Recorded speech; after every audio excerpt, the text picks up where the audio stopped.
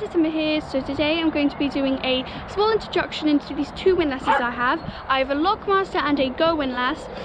So today it's not going to be like a full detailed things about it. It's just going to be a quick little video, and it's also going to have some cruising in it. And I just want to say a big thank you to the people that gave me and sent me the windlass. So a big thank you to them because I love them so much and it's really cool. The Go windlass won't be shown doing the locks in this video.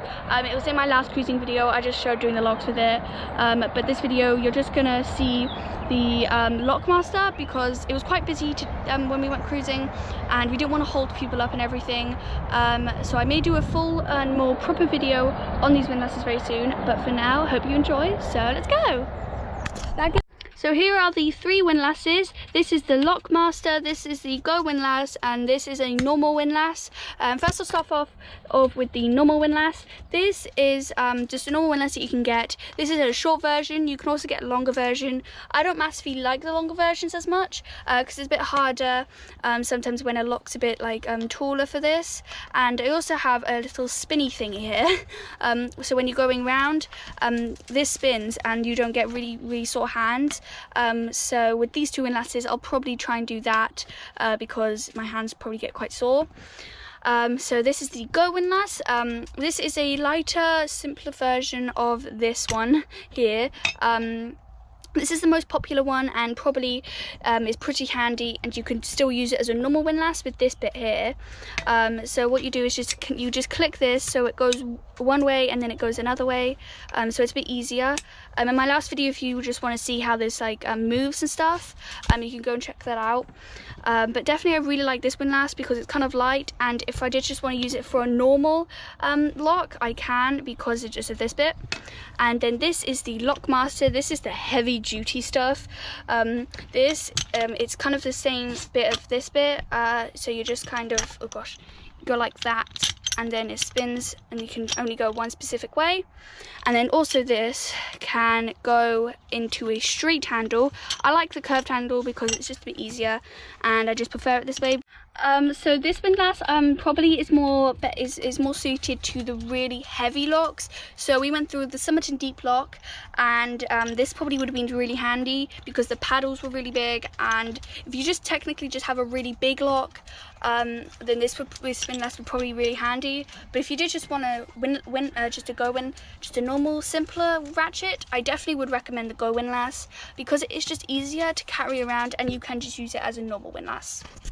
So today we are going through the last two locks of the Atherstone Flight and heading towards Polesworth.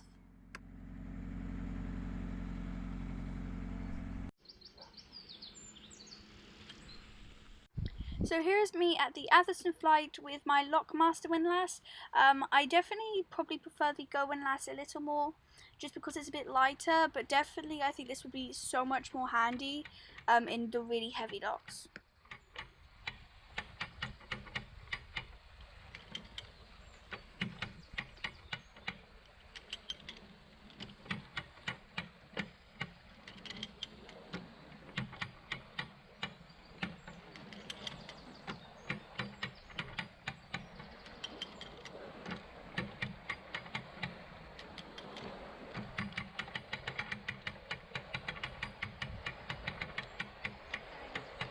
Work all right then?